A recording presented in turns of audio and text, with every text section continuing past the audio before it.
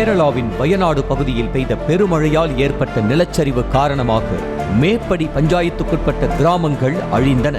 ஜூலை 30ஆம் தேதி அதிகாலை 2 மணிக்கு முண்டக்கை கிராமத்தில் ஏற்பட்ட நிலச்சரிவில் நூற்றுக்கணக்கானோர் சிக்கினார்கள். அந்த ஒரு நிலச்சரிவின் கோர முகம் அடங்குவதற்குள் அடுத்த 2 மணி நேரத்திலேயே அதிகாலை 4:10 மணிக்கு மற்றொரு நிலச்சரிவு சூரல்மலை பகுதியில் ஏற்பட்டது. அந்த நிலச்சரிவில் சூரல்மலை ஊரே புதைந்தது. மேலும் சூரல்மலை நகரை முண்டக்கை மற்றும் அட்டமலையுடன் இணைக்கும் பாலம் முழுவதுமாக அடித்துச் செல்லப்பட்டது. வயநாட்டின் பெரும்பாலான பகுதிகள் செம்மண் அடுக்குகள் நிறைந்து காணப்படுவதாகவும் அங்கு 60 முதல் 70 அடி உயரத்திற்கு செம்மண் அடுக்குகள் இருப்பதாகவும் தெரிவிக்கப்படுகிறது. பெருமழை பொழிவின் போது மண்ணின் ஈரப்பதம் அதிகரித்து அதன் தன்மை மாறி சில பகுதிகள் ஒட்டுமொத்தமாக சரிந்து விழுவதாகவும் தெரிவிக்கப்படுகிறது.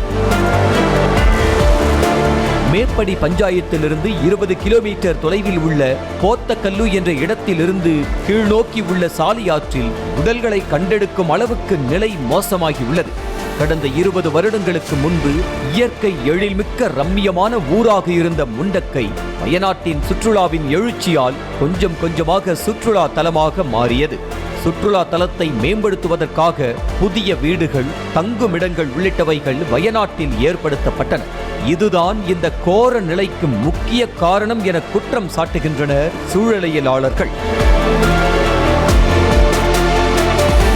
கேரள பேரிடர் மேலாண்மை ஆணையம் 4 வருடத்திற்கு முன்பே வயநாடு பகுதியில் நிலச்சரிவு ஏற்படும் என எச்சரிக்கை விடுத்து 4000 குடும்பங்களை நிலச்சரிவு ஏற்பட வாய்ப்பில்லாத பகுதிகளாக கருதப்படுகிற மேற்கு தொடர்ச்சி மலையின் கிழக்கு சரிவு பகுதியில் தங்க வைக்கப்பட அறிவுறுத்தப்பட்டதாக கூறப்படுகிறது.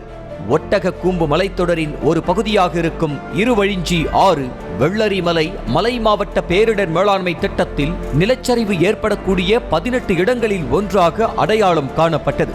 2018இல் இப்பகுதியில் மட்டும் 100 நிலச்சரிவுகள் ஏற்பட்டுள்ளதாகவும் 2020இல் குறிச்சர் மலையில் ஏற்பட்ட பெரிய நிலச்சரிவும் ஓர் எச்சரிக்கையாக பார்க்கப்பட்டது. தற்போது மோசமான நிலச்சரிவு ஏற்பட்டிருக்கும் முண்டக்கை கிராமம் ஏற்கனவே 1984 மற்றும் 2020ஆம் ஆண்டு நிலச்சரிவை கண்டுள்ளதாகவும் இதனால் நீண்ட காலத்திற்கு முன்பே அப்பகுதியிலிருந்து மக்களை அரசாங்கம் வெளியேற்றியிருக்க வேண்டும் என்றும் தெரிவிக்கப்பட்டுள்ளது.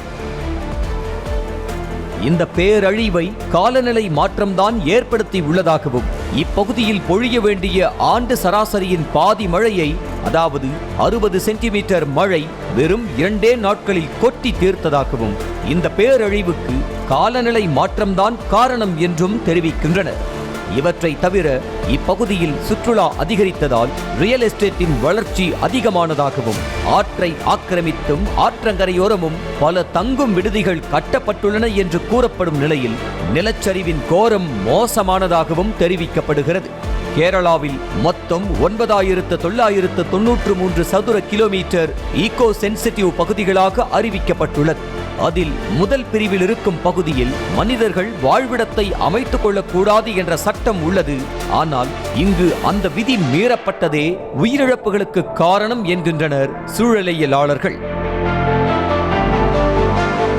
நிலச்சரிவு ஏற்பட்ட இடத்திலிருந்து 2 கிலோமீட்டர் தொலைவில் 2000 கோடி ரூபாய் மதிப்பில் மெகா சுரங்கப்பாதை திட்டம் அமைக்கப்பட்டு வருவதாகவும் இந்த திட்டம் மேலும் தொடரும் பட்சத்தில் மீண்டும் ஒரு பேரழிவு நிகழும் அபாயம் ஏற்படும் என்றும் சூழலியலாளர்கள் எச்சரிக்கின்றனர். 2015 முதல் 2022ஆம் ஆண்டுக்கு இடைப்பட்ட காலத்தில் இந்தியாவில் மொத்தம் 3782 நிலச்சரிவுகள் ஏற்பட்டுள்ளதாகவும் அதில் 2239 நிலச்சரிவுகள் கேரளாவில் மட்டுமே நிகழ்ந்துள்ளதாகவும் மக்களவையில் மத்திய அரசு தெரிவித்திருக்கிறது.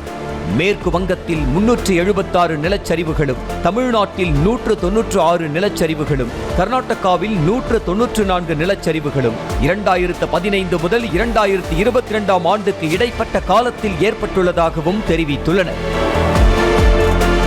தற்போது ஏற்பட்டுள்ள நிலச்சரிவு வளர்ச்சி திட்டங்களுக்கும் சுற்றுச்சூழல் நிலைத்தன்மைக்குமான மோதலை காட்டுவதாகவும் எதிர்காலத்தில் இதுபோன்ற நிலச்சரிவை தடுக்க நிலையான வளர்ச்சிக்கான நடைமுறைகள் மற்றும் சுற்றுச்சூழல் எச்சரிக்கைகளை கடைபிடிக்க வேண்டும் என்றும் அறிவுறுத்துகின்றனர். காட்கில் மற்றும் கஸ்தூரிரங்கன் கமிட்டிகள் தற்போது நிலச்சரிவு ஏற்பட்ட பகுதிகளை உணர்வுமிக்க சூழலியல் பகுதியாக வரையறுத்து அறிக்கை அளித்துள்ளனர். இப்படி பல அபாயங்கள் உள்ள இப்பகுதியில் சுற்றுலா துறையை ஊக்குவிக்கும் விதமாக ரிசார்ட்டுகளும் சுரங்கப்பாதைகளும் கட்டப்படுகிறதாகவும் குற்றம் சாட்டப்படுகிறது. செய்திகளை உடனுக்குடனும் துல்லியமாகவும் தெரிந்து கொள்ள சப்ஸ்கிரைப் பண்ணுங்க.